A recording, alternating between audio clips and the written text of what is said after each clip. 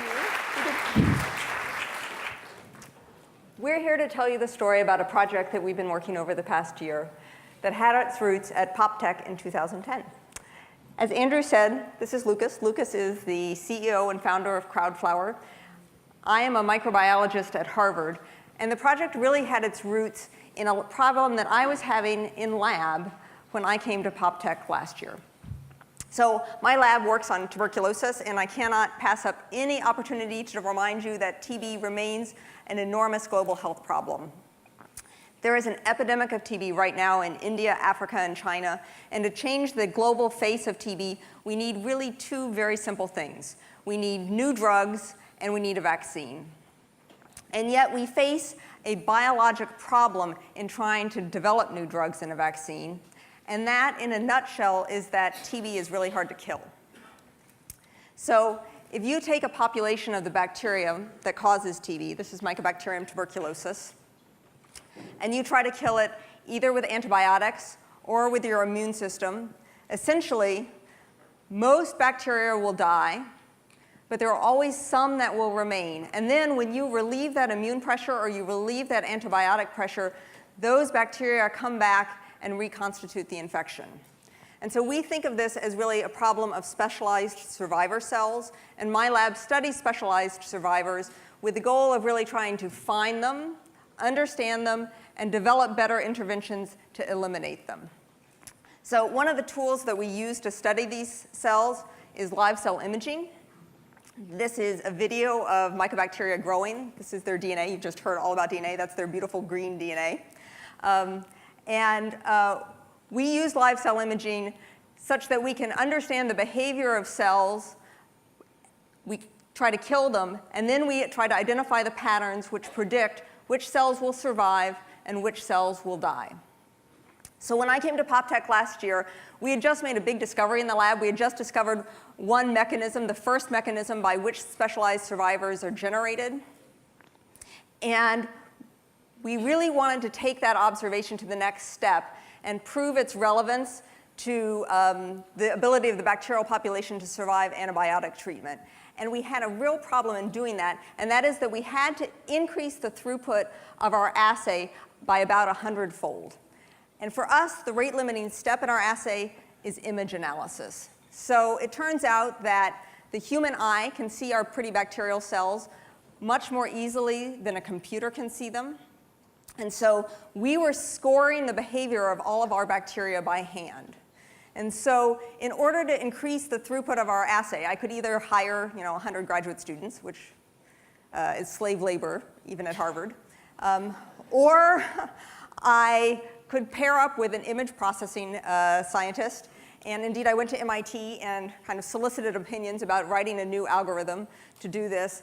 And the estimate was that it would take 2 to 5 years to secure the funding, get the postdoc, write the algorithm. And really, that just seemed unacceptably long, considering what really an incremental step this was towards our end goal, which was to find better interventions to stop TB. So I came to PopTech, and I discovered the amazing things that new technologies can do, and I thought, maybe there's a better solution to this. I thought, maybe we can crowdsource it. And so I came and I asked, here on stage, I asked, is there an app for that? And unbelievably, it was somebody in the audience, somebody right up there, who made this happen. And I want to call out and really acknowledge my fairy godmother, because this is just the beginning of the PopTech week, or 3 days. And I think many of you may have this opportunity over the next couple of days, and I want to tell you how important it has been. So this is Josh Nesbitt. Josh Nesbitt was a 2009 Social Innovation Fellow. Hey. So it turns out that Josh does not develop tools to crowdsource bacterial cell tracking. But Josh knew who did, and that was Lukas. And Josh did something really important. Along with Andrew and Letha, Josh not only introduced Lukas and I, but he recognized how difficult it was to talk across worlds. And so he nurtured the relationship. He was in on all of these initial phone calls. when the people in my lab were learning to speak to the people at Crowdflower until that relationship was able to stand on its own. And Lukas is going to tell you what we built. So I wanted to give you guys the option. You're actually a very polite audience, but anyone on your laptop that's not listening to me, or anyone that wants to get on their laptop, I'd love you to go to crowdflower.com/PopTech, which is a URL I made for you guys, but it's actually a real URL where you can do some useful labeling for Sarah. Label right now. Right now, right now. You can start right now. It's more interesting than listening to me, I promise. I did not start Crowdflower with the idea of doing biological cell labeling, or whatever you called it. But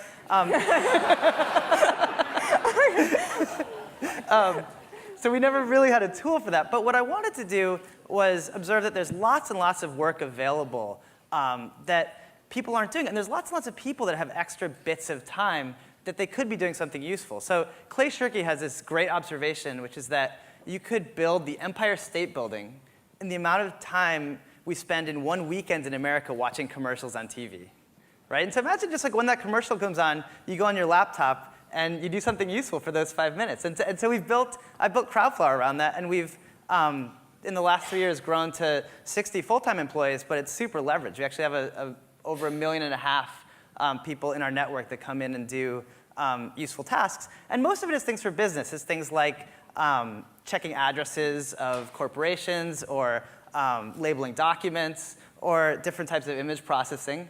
But this is the first biology example or medical example. And it's a perfect example of something that people are really, really good at, and you'd be surprised how bad computers are. And so this is, you can see the task. Is anyone actually doing the task online? Oh, man. Because of the internet or because of my website? It's a network? Yes, OK, yeah. shoot. Well, remember, crowdflower.com/PopTech. I tried to make it as easy as possible. It'll be live all weekend until you guys finish. And I'll let you know, I'll tweet how many results we get. But so basically, you're labeling where the cell is. And some are a little more complicated, right, where you label how many. These are cells, right? Yeah. Yeah. Pretty cells. And so I wanted to, you mentioned hiring 100 grad students. And I never really said this, but I actually was that grad student. And so I think that that was me working in the Stanford AI lab doing lots of labeling, which is incredibly boring, was kind of part of the inspiration for Crowdflower. And so it's really nice to give science the opportunity to do this kind of labeling with lots and lots of people. Because this task is fun for 5 minutes, and it's horrible for hours and hours and hours, or days and days of work.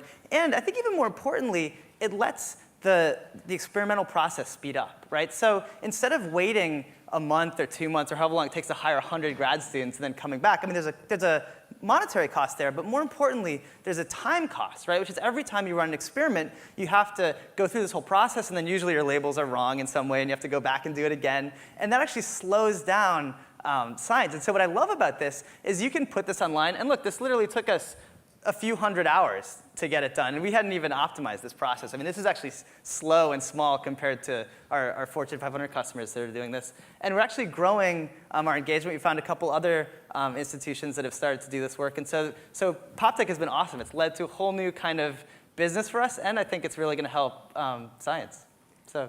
So in conclusion, I wanted to say that one of the amazing things for me about working with Crowdflower has been recognizing the democratic potential of crowdsourcing when applied to basic science.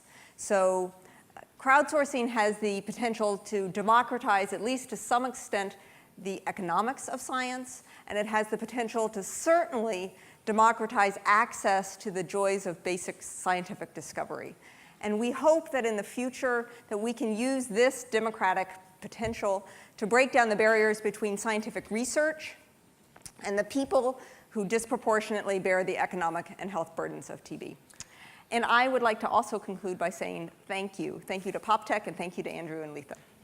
And Andrew, thank you. Andrew, could I introduce, so I just want to say the next person, Adrian, does a project called Galaxy Zoo that I've been a fan of for the last 4 years, and I've corresponded with him, and I finally met him backstage. So you guys are in for a treat with Adrian up next.